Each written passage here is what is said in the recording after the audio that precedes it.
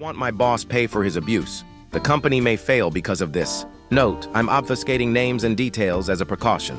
I've known my boss Mark could behave like an abusive asshole for a few years now, but I had no lever to act on it until recently. And I think I was in denial about the extent of his abusiveness.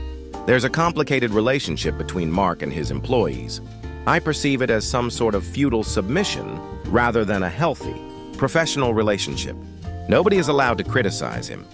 And the one time I've seen a coworker complain about him, she instantly denigrated herself for saying that out loud, even though he wasn't there.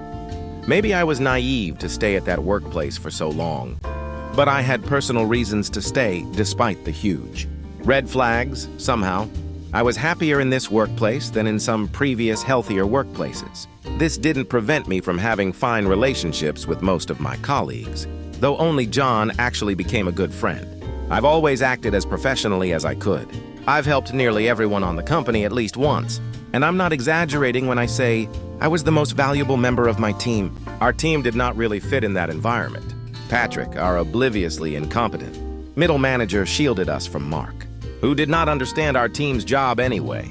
It wasn't an explicit agreement, but somehow it was Patrick's own fucked up choice to be in that position, and he stayed in that position for years.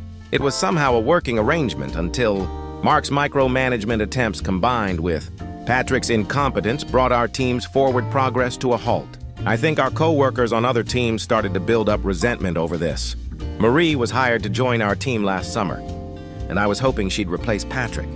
I was starting to see a way out of this pit of stalled productivity. Then the situation changed radically a couple of months ago. Mark was having a stressful week, and Patrick messed up big time, triggering another round of abuse. One day, Mark was heard yelling at Patrick over the phone, starting at 3:30 p.m.